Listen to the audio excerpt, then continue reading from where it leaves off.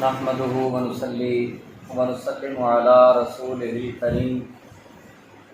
اما بعد فاعوذ بالله من الشيطان الرجيم بسم الله الرحمن الرحيم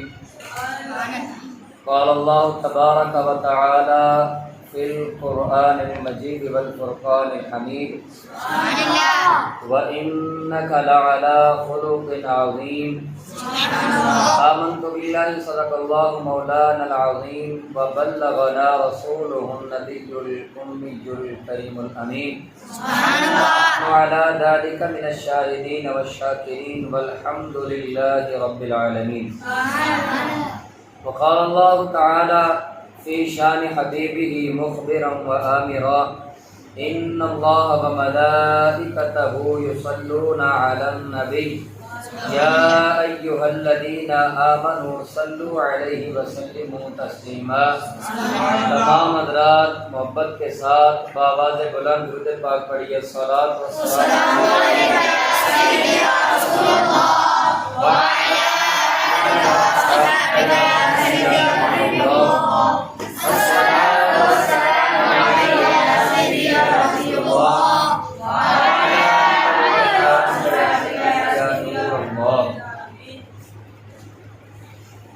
یا رسول اللہ انظر حالنا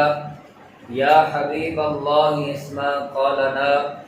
اننا فی بحر ہم مغرق خذ بأیدینا سہل لنا اشقالنا یا صاحب الجمال ویا سید البشر من وجهك المنیر لقد نبر القمر لا يمكن الثناء كما كان حقه بعد خدا بزرگ کوئی قصہ مختصر. مولاي صل وسلم دائما ابدا على حبيبك خير الخلق كلهم يا رب بالمصطفى بلغ مقاصدنا واغفر لنا ما مضى يا واسع الكرم. گرامی قدر حضرات، اللہ رب العزت کی لا ریب اور بے عیب کتاب میں سے ایک آیت کریمہ تلاوت کرنے کا شرف حاصل کیا ہے کہ جس آیت طیبہ میں اللہ رب العزت نبی کریم رؤوف الرحیم صلی اللہ تعالی علیہ وآلہ وسلم کے اخلاق کے حوالے سے ارشاد فرما رہا ہے. اللہ رب العزت نے ارشاد فرمایا وَإِنَّكَ لَعَلَى خُلُقٍ عَظِيمٍ وَإِنَّكَ لَعَلَى خُلُقٍ عَظِيمٍ، اور بے شک ہم نے آپ صلی اللہ علیہ وآلہ وسلم کو اخلاق کے بلند مرتبے پر فائز فرمایا. اللہ رب العزت نے نبی پاک صلی اللہ تعالی علیہ وسلم کی جو اخلاق ہیں ان کو اعلیٰ کر دیا، اور دنیا میں کوئی بھی شخصیت ایسی نہیں کہ جس کے اخلاق نبی پاک صلی اللہ تعالی علیہ وسلم کے اخلاق سے بہتر. حضور علیہ السلام کے اخلاق سب سے کریمانہ ہیں، سب سے اعلیٰ ہیں، سب سے عرفہ ہیں اور سب سے بلند ہیں. اسی وجہ سے اللہ رب العزت نے بھی ارشاد فرمایا ہے وَإِنَّكَ لَعَلَى خُلُقٍ عَظِيمٍ، کہ آپ صلی اللہ تعالی علیہ وسلم کو اخلاق کے بلند مرتبے پر فائز فرمایا. جب تک ہمارا اخلاق درست نہیں ہوگا، ہمارے اخلاق میں اچھائی نہیں ہوگی، ہمارے لہجے میں نرمی نہیں ہوگی، ہمارے گفتگو کے انداز میں کوئی کریمانہ صفت نہیں ہوگی، اس وقت تک ہماری گفتگو وہ قابل اثر نہیں ہو سکتی. نبی پاک علیہ الصلوۃ والسلام کی شخصیت ایسی شخصیت ہے کہ جن سے متاثر ہو کے کئی ایسے کفار ہیں جو غیر مسلم تھے اور صرف نبی پاک علیہ الصلوۃ والسلام کے اخلاق کریمانہ کو دیکھ کر انہوں نے کلمہ پڑھ لیا اور وہ دار اسلام میں داخل ہو گئے. اس کی مثال ہمیں ملتی ہے حضرت زید بن حارثہ رضی اللہ تعالیٰ عنہ سے. اور آپ رضی اللہ تعالیٰ عنہ وہ صحابی ہیں کہ جو بچپن میں ہی حضور علیہ السلام کی خدمت میں آئے، اور آئے کس طرح کہ آپ حضرت خدیجہ الکبریٰ رضی اللہ تعالیٰ عنہ کی ملکیت میں غلام بن کر آئے، اور حضرت خدیجہ الکبریٰ نے حضور علیہ السلام کو عید تحفہ پیش کر دیا. اور جب سے حضرت زید بن حارثہ رضی اللہ تعالیٰ عنہ سرکار کی غلامی میں آئے ہیں، تب سے ان کی عادات میں تبدیلی آئی، تب سے ان کے اخلاق بھی بہتر ہیں، اور وہ مسلمان ایسے مسلمان ہیں کہ ان کے ساتھ کا کوئی مومن نہیں ہے۔ اور وہ زید بن حارثہ رضی اللہ تعالیٰ عنہ جو حضور علیہ الصلوۃ والسلام کے خادم تھے، اور آپ حضور علیہ الصلوۃ والسلام سے بڑی محبت کرتے تھے۔ صرف اتنا ہی نہیں بلکہ نبی پاک علیہ الصلوۃ والسلام بھی حضرت زید بن حارثہ سے محبت فرماتے تھے، اور حضرت زید بن حارثہ کو اپنا بیٹا کہہ کر بلاتے تھے۔ اب نبی پاک علیہ الصلوۃ والسلام کی خدمت میں حاضر ہوئے، اور زید بن حارثہ رضی اللہ تعالیٰ عنہ کے والد اور ان کے چچا وہ آپ کو تلاش کرتے ہوئے آئے۔ آپ تک جب پہنچے تو پتہ چلا کہ نبی پاک علیہ الصلوۃ والسلام کی غلامی میں ہیں، اور حضرت زید کو لینے کے لیے اب وہ حضور علیہ الصلوۃ والسلام کی بارگاہ میں آئے، حضرت زید کے چچا اور ان کے والد۔ اب دونوں شخصیات ہیں، اور نبی پاک علیہ الصلوۃ والسلام کی بارگاہ میں حاضر ہوئے اور عرض کرتے ہیں کہ یا رسول اللہ صلی اللہ تعالیٰ علیہ وسلم کہ ہم زید کو اپنے ساتھ لے جانا چاہتے ہیں، کیونکہ زید ہم سے جدا ہو گیا، ہم سے بچھڑ گیا، اور اتنا عرصہ ہم سے جدا رہا، اس کی ماں اس کی جدائی میں تڑپتی ہے اور آنسو بہاتی ہے، اس کی یاد میں روتی رہتی ہے، تو یا رسول اللہ آپ ہمیں اجازت دیجئے کہ ہم زید کو اپنے ساتھ لے جائیں۔ اب حضور علیہ الصلوۃ آپ صلی اللہ علیہ وسلم نے فرمایا کہ ٹھیک ہے، میری طرف سے اجازت ہے، اگر زید تمہارے ساتھ جانا چاہے تو مجھے کوئی اعتراض نہیں۔ اب حضرت زید کو بلایا گیا، اور حضرت زید رضی اللہ تعالیٰ عنہ جب حضور علیہ الصلوۃ والسلام کی بارگاہ میں آئے تو آپ نے ارشاد فرمایا کہ دیکھو زید، یہ تمہارے والد اور تمہارے چچا آئے ہیں، تمہارے رشتہ دار ہیں، کیا تم ان کے ساتھ جانا چاہتے ہو؟ تو حضرت زید بن حارثہ رضی اللہ تعالیٰ عنہ عرض کرتے ہیں کہ یا رسول اللہ صلی اللہ علیہ وسلم، میں جب سے آپ کے پاس آیا ہوں میں نے آپ کی محبت بہت زیادہ دیکھی ہے، میں نے آپ میں کوئی ایسی بات نہیں دیکھی جس سے میں غم ہو یا مجھے پریشانی ہوئی ہو، میں نے ایسی کوئی بات نہیں دیکھی، یا رسول اللہ میں آپ کے پاس رہنا چاہتا ہوں۔ یعنی کہ حضور علیہ الصلوۃ والسلام کے ساتھ محبت اس قدر کرتے ہیں کہ انہوں نے اپنے والد کو پیچھے چھوڑ دیا اور دنیا کو بتا دیا کہ جب نبی پاک علیہ الصلوۃ والسلام کی محبت کی باری آئے تو پھر والد کو نہیں دیکھا جاتا، چچا کو نہیں دیکھا جاتا، رشتہ داروں کو نہیں دیکھا جاتا، بلکہ حضور علیہ الصلوۃ والسلام کی غلامی کو آگے رکھا جاتا ہے۔ تو جو بھی سامنے آتا ہے، جب نبی پاک علیہ الصلوۃ والسلام کے ساتھ بندے کو محبت ہو، اور محبت ہی کمال کی ہو کہ سچی محبت ہو، اور نبی پاک علیہ الصلوۃ والسلام جو کہ امام الانبیاء ہیں ان کے ساتھ سچی محبت ہو جائے، سچا عشق ہو جائے، پھر سامنے جو بھی آئے پھر ہم اس کو پیچھے چھوڑ دیتے ہیں، ہمیں پھر حضور کی غلامی سے بڑھ کر کوئی چیز بھی اچھی نہیں لگتی۔ بس یہی وجہ تھی کہ زید بن حارثہ نے جانے سے انکار کر دیا،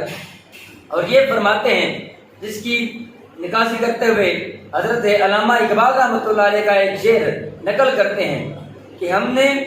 جو بھی آپ صلی اللہ تعالیٰ علیہ وسلم سے پایا وہ کمال ہے، اگر آپ کی محبت تھی تو وہ بھی کمال کی تھی، آپ کا عشق تھا وہ بھی کمال کا پایا، اور آپ سے اس قدر محبت ہو گئی کہ ابھی جو بھی شخصیت سامنے آ جائے کہ حضور کی غلامی سے بڑھ کر وہ نہیں ہے، ہم اس کو پیچھے چھوڑ دیتے ہیں۔ اب زید بن حارثہ رضی اللہ تعالیٰ عنہ فرماتے ہیں کہ یا رسول اللہ ہمیں آپ کی غلامی منظور ہے، میں اپنے والد کے ساتھ جانے کے لیے تیار نہیں ہوں، ہم آپ کے ٹکڑوں پر پلے ہیں، اور آپ رضی اللہ تعالیٰ عنہ نے یہ واضح کر دیا کہ میں آپ سے محبت کرتا ہوں اور میں آپ کے پاس رہنا چاہتا ہوں۔ کون؟ حضرت زید بن حارثہ رضی اللہ تعالیٰ عنہ۔ اور پھر اعلیٰ حضرت کا شعر ہے، کیا خوب آپ رضی اللہ تعالیٰ عنہ نے بھی ارشاد فرمایا، آپ فرماتے ہیں کہ تیرے ٹکڑوں پہ پلے غیر کی ٹھوکر پہ نہ ڈال، تیرے ٹکڑوں پہ پلے غیر کی ٹھوکر پہ نہ ڈال، تیرے ٹکڑوں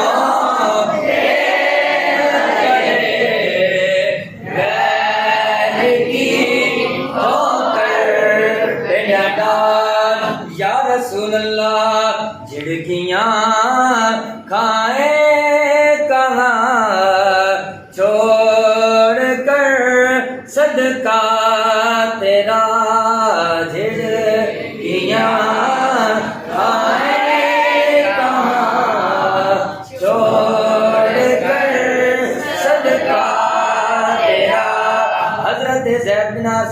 اللہ تعالیٰ عنہ آپ نے اپنے والد کے ساتھ جانے سے انکار کر دیا. کیوں انکار کیا؟ کیونکہ آپ حضرت محمد مصطفیٰ صلی اللہ تعالیٰ علیہ وسلم کی غلامی میں تھے اور آپ کو وہ غلامی ہر چیز سے بڑھ کر تھی. آپ کو وہ ہر غلامی ہر چیز سے بڑھ کر تھی. جو بھی سامنے آتا چاہے وہ والد ہو اس کو بھی پیچھے چھوڑ دیا, چاہے وہ ججا ہو اس کو بھی پیچھے چھوڑ دیا. اپنے والدہ کی محبت کو بھی نہیں دیکھا بلکہ نبی پاک علیہ الصلوۃ والسلام سے ساروں چیز بڑھ کر محبت کر کے آپ نے یہ ثابت کر دیا کہ آپ حضور کے سچے غلام ہیں. آپ حضور کے سچے غلام ہیں. اور حضرت محمد مصطفیٰ صلی اللہ تعالی علیہ وسلم کے اگر اخلاق کو دیکھنا ہو تو حضرت انس بن مالک رضی اللہ تعالی عنہ آپ رضی اللہ تعالیٰ عنہ فرماتے ہیں کہ میں نے نبی پاک علیہ الصلوۃ والسلام کی معیت میں آپ کی غلامی میں 10 سال گزارے. کتنے؟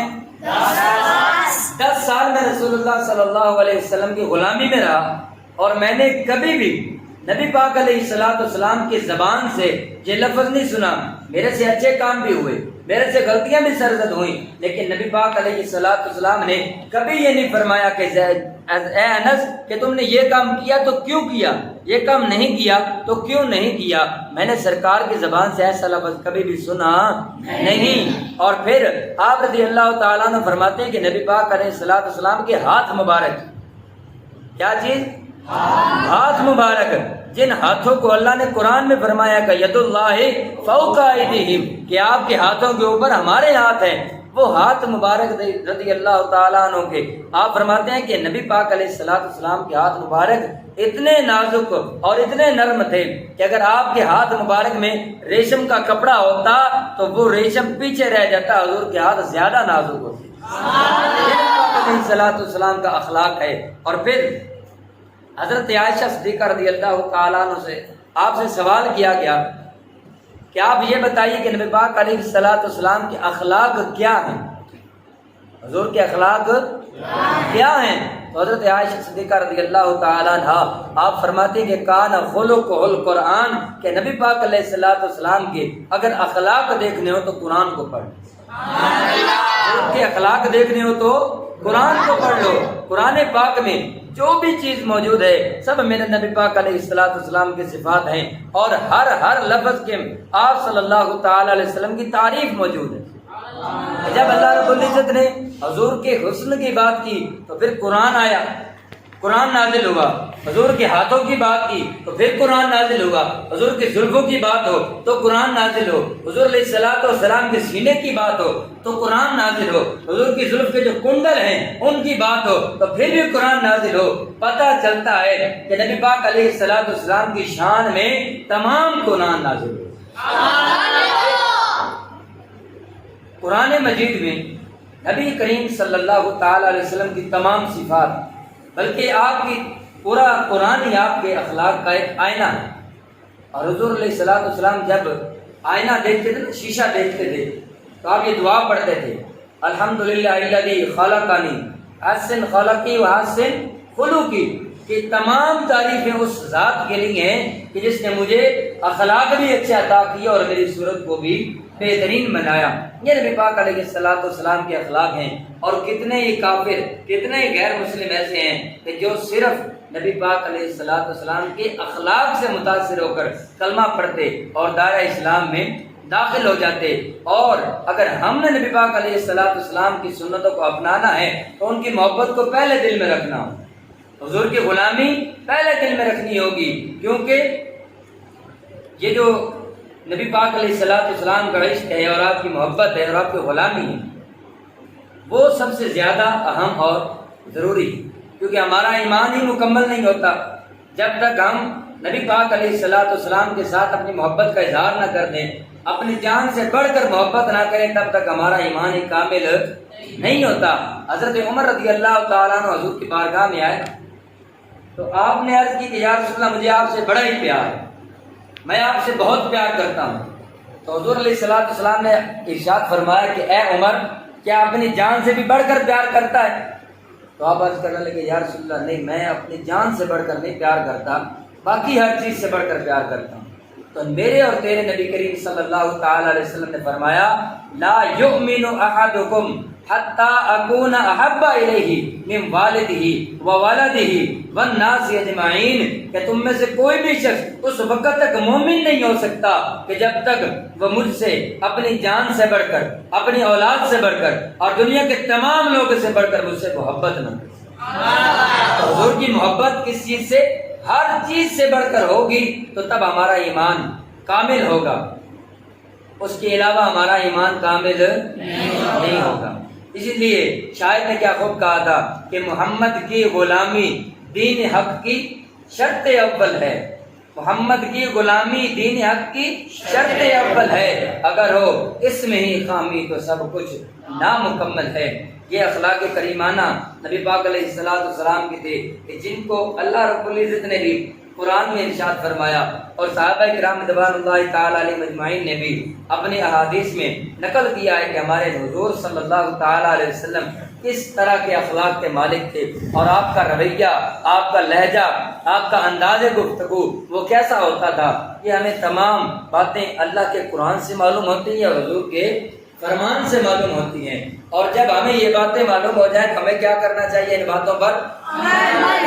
عمل کرنا چاہیے، تاکہ جو کچھ ہم نے سنا ہے وہ ہمارے لیے عمل بھی اس پر اتنا ہی ضروری ہے جتنا ہمارے لیے سننا ضروری ہے، کیونکہ اگر ہم عمل نہیں کریں گے تو پھر ہمارے سننے کا کوئی فائدہ نہیں ہے۔ دعا کرتے ہیں کہ مالک کائنات جو کچھ سنا ہے، جو کچھ پڑھا ہے، اس پر عمل کرنے کی توفیق عطا فرمائے، اور نبی پاک علیہ السلام کی سنتوں پر زیادہ سے زیادہ چلنے کی توفیق عطا فرمائے، تاکہ ہماری دنیا بھی آخرت بھی دونوں ہی ہماری بہتر ہو جائیں، ہم یہاں بھی کامیاب ہو جائیں اور ہم وہاں بھی کامیاب ہو جائیں۔ آمین بجاہ النبی الامین، وآخر دعوانا ان الحمد للہ رب العالمین۔